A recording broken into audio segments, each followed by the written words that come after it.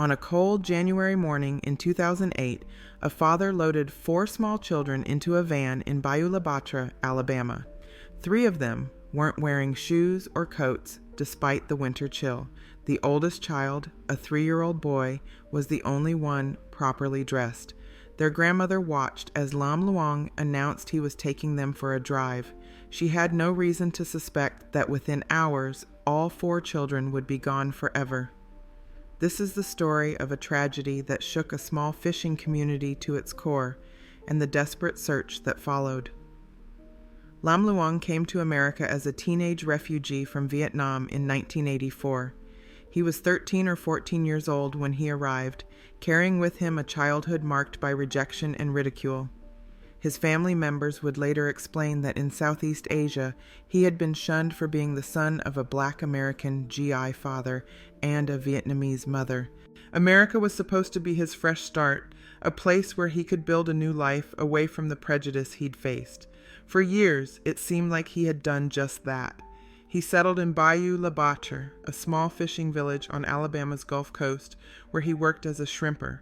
He built a life with Q Phan, a young Vietnamese woman, and together they had 3 children.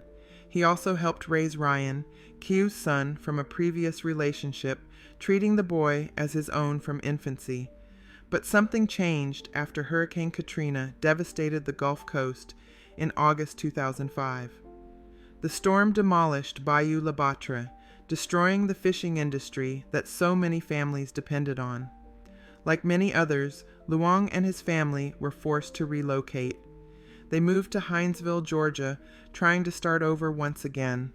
It was there, according to Q and her family, that Luong began to unravel. He started using crack cocaine. He had a girlfriend, though he insisted she was just a friend. He lost his job at a restaurant. The affectionate father they once knew became someone else entirely, someone who would disappear for days at a time, always asking for money, chronically unemployed, and increasingly unstable. Eventually, the family moved back to Mobile County, back to the Bayou La Batre area they had called home. Luong returned too, but he couldn't find work. He lived with Q, her mother, her sister, and 8 children total in a crowded household. The tension was building. He was still using drugs, still staying out all night, still involved with another woman. On the morning of January 7th, 2008, that tension reached its breaking point. After an argument with Q, Luong gathered 4 of the children, Ryan Phan, who was 3 years old, Hannah Luong, who was 2, Lindsay Luong, who was 1, and Danny Luong, who was just 4 months old. He placed them in the family van and drove away. What happened next would haunt everyone who heard about it. Luong drove to the Dauphin Island Bridge, a 2-lane bridge that spans the Intracoastal Waterway and connects the mainland to Dauphin Island. At its highest point, the bridge rises about 80 feet above the water. A witness would later come forward, describing what they saw that morning. One by one, Luong threw the children from the bridge into the Mississippi Sound below. 4 small bodies falling through the cold January air. 3 of them weren't even wearing shoes. The water temperature was frigid. The fall alone was enough to cause devastating injuries, but Luong didn't stay to watch. He got back in the van and drove away, leaving his children to the mercy of the Gulf waters. When he returned home that evening without the children, the family immediately knew something was wrong. Where were the kids? Luong told them a story. He said he had given the children to a woman named Kim, someone who claimed to know their mother and promised to get them food and clothes. He said Kim and another woman had taken the children in a van and were supposed to bring them back, but they never did. Q, her mother, and her sister were frantic. Why would he give the children to strangers? Who was this Kim person? None of them knew anyone by that name. Luong's sister-in-law, Tracy Phan, confronted him in near hysterics. She told him that crack people will do anything. When she said this, Luong looked down and cried. The family searched desperately, going door to door looking for this mysterious woman who supposedly had the children. Luong even participated in the search, maintaining his story, acting as though he too was worried about where the children might be. But as the hours passed and no trace of Kim or the children could be found, the family's fear turned to dread. Finally, on January 8th, the day after the children disappeared, Luong filed a missing persons report with the Bayou La Batre police.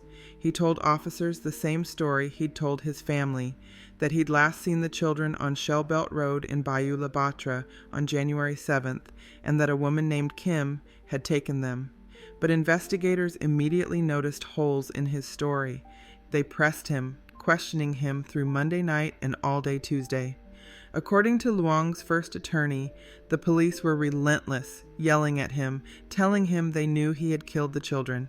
Under this pressure, Luong's story finally broke down. He confessed. He told them what he had done, how he had driven to the bridge and thrown each child into the water below. It was an act of revenge, he said, against Q. The confession was devastating, but it also meant that somewhere out there in the Gulf waters, 4 small bodies were waiting to be found. A massive search operation was launched immediately.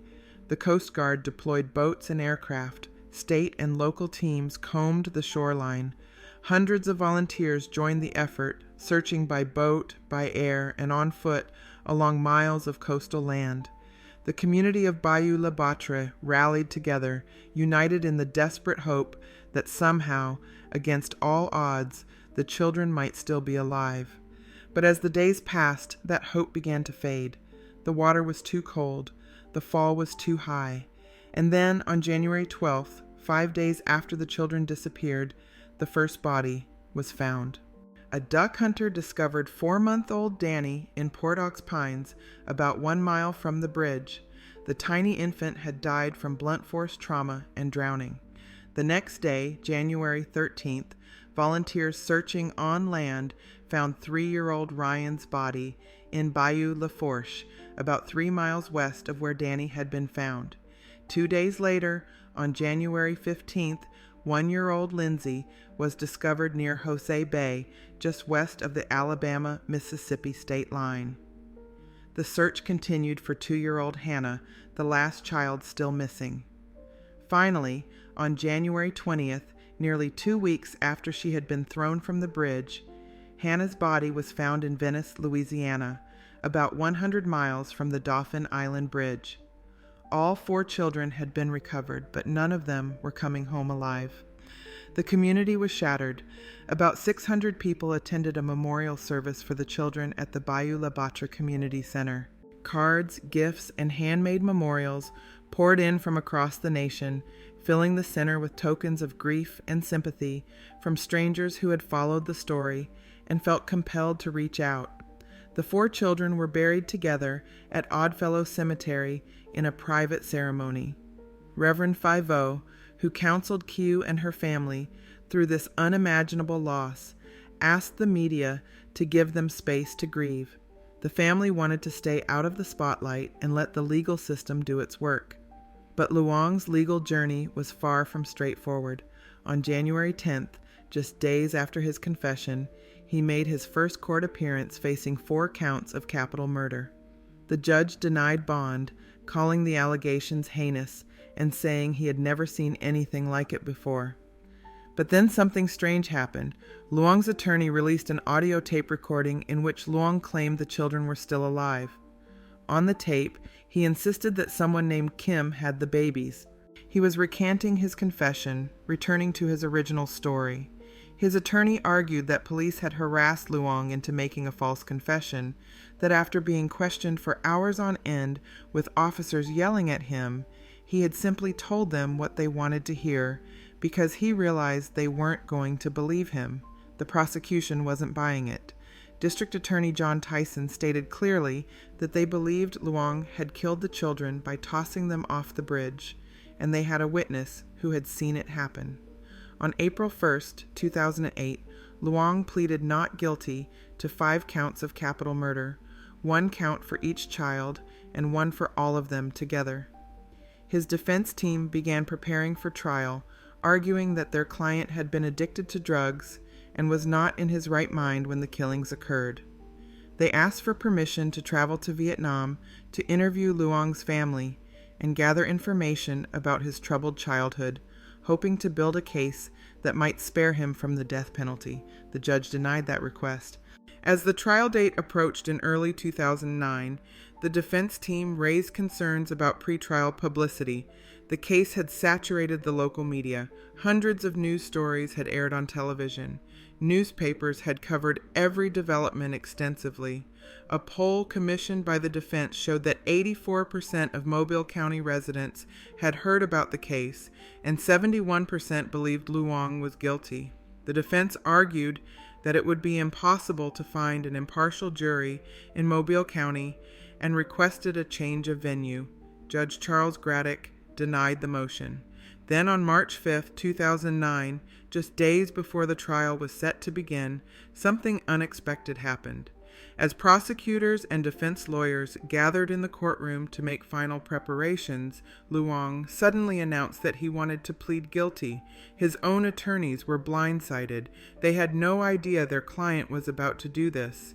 Luong had written a letter in which he acknowledged the horrific killings and expressed his desire to die. "I am no longer want to live," he wrote. "But I don't know how to die." Judge Graddick questioned him at length through an interpreter, making sure Luong understood what he was doing and the consequences of his plea. The judge cautioned him that his lawyers did not believe a guilty plea was in his best interest, and that all medical evaluations indicated he was mentally competent and understood his actions. In the end, Graddick accepted the guilty plea, but under Alabama law, capital cases must still go to trial even after a guilty plea. The plea would simply become part of the evidence.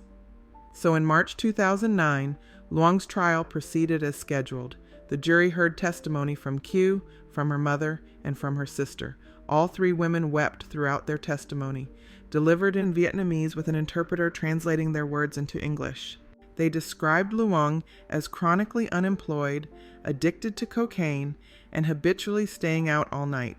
They said he was always asking for money, and they always gave it to him. They testified about the morning he took the children, how 3 of them weren't even wearing coats or shoes despite the cold. They described the panic they felt when he returned without them, and the horror of his confession. Q testified about a conversation she had with Luong after his arrest. She said he told her from jail that no one would ever find the children because they were all dead. And then, she said, he laughed. He kept laughing, she told the jury. The defense asked the jury to consider a reduced charge of manslaughter, arguing that Luong was on drugs when he threw the children from the bridge. But the prosecution presented evidence of the children's injuries. Most of them had suffered trauma to the head or neck in addition to drowning. Only 1 child had died from drowning alone. The others had been injured by the fall itself, conscious and terrified as they plummeted toward the water. Luong declined to testify at his trial and presented no defense witnesses. After deliberating for only about 40 minutes, the jury convicted Luong of capital murder. They also recommended the death penalty. On April 29, 2009, Judge Graddick sentenced Luong to death. During the sentencing, Luong looked toward his wife and, through an interpreter, apologized. His attorneys urged the judge to sentence him to life in prison without parole instead, citing his drug addiction and depression. But Graddick said the aggravating circumstances were too great. He spoke about what the children must have experienced during their fall from the bridge, the sheer terror they must have felt, and the fact that they were alive when they hit the water. He ordered that prison officials show Luong photographs of the 4 children every single day he remained on death row. But the story didn't end there. Luong's case went to the Alabama Court of Criminal Appeals, as all death penalty cases automatically do. In February 2013, nearly 5 years after the children's deaths, the appeals court overturned Luong's conviction and death sentence in a 4-0 vote. The court ruled that Judge Graddick had made several critical errors during the trial. Most significantly, they found that he should have granted the defense's request to move the trial to another county because of the extensive pretrial publicity. The court's opinion stated that publicity surrounding the murders had completely saturated the Mobile community in 2008, and much of that coverage was prejudicial. It included details about Luong's prior criminal history, his confession, his desire to plead guilty, his decision to withdraw that plea, the community's outrage, and what people believed his punishment should be. The appeals court also found fault with other rulings Graddock had made. He had denied the defense funds to travel to Vietnam to investigate Luong's childhood. He had allowed jurors to see a videotape of an investigator throwing sandbags off the bridge to demonstrate what had happened, but without proper expert testimony about the calculations used. And he had failed to appoint a Vietnamese language interpreter who was properly registered with the state, leading to concerns that translations during the trial were inadequate. The case was sent back to Mobile County Circuit Court. It's unclear from the public record what ultimately happened after that, whether Luong was retried, whether he remains in prison, or what his current status is. But what is clear is that 4 children lost their lives in a senseless act of violence, and a community was left to grapple with a tragedy that defied understanding. The case of Lam Luong and the Dauphin Island Bridge tragedy raises difficult questions about mental health, addiction, domestic violence, and the immigrant experience in America. Here was a man who came to this country as a refugee, escaping prejudice and seeking a better life. For years, he seemed to have found it. He worked, he had a family, he was described by those who knew him as an affectionate father. But somewhere along the way, something broke inside him. The trauma of his childhood, the devastation of Hurricane Katrina, the loss of his livelihood, the descent into drug addiction, all of it created a perfect storm that ended in the most horrific way imaginable. It doesn't excuse what he did. Nothing could excuse that. But it does remind us that tragedy often has deep roots, and that the warning signs are sometimes visible long before disaster strikes. For Q Fan and her family, the loss is permanent and profound. She lost 4 children in a single day, 3 of them babies she had carried and given birth to, and 1 she had entrusted to Luong's care. She had to testify in court about the worst day of her life, had to describe how the man she had built a life with laughed when he told her the children would never be found. The community of Bayou La Batre, a tight-knit fishing village where everyone knows everyone, was forever changed by what happened. The hundreds of volunteers who searched for those children, the duck hunter who found baby Danny, the people who sent cards and gifts from across the country, all of them were touched by this tragedy in ways that likely still resonate today. And somewhere in all of this, we have to remember the children themselves. Ryan, who was 3 years old, the only one wearing a coat that morning, Hannah, who was 2, Lindsay, who was 1, and Danny, who was just 4 months old, barely old enough to smile, never old enough to understand why his father would do such a thing. They were innocent victims of adult problems they couldn't possibly comprehend. Their lives were cut short before they really began, before they could go to school or make friends or discover who they might become. The memorial service that drew 600 people, the burial at Oddfellow Cemetery, the cards and gifts that poured in from strangers, all of it was an attempt by a grieving community to honor lives that mattered, even though they were so brief. That's all for today. Don't forget to subscribe and be kind to each other.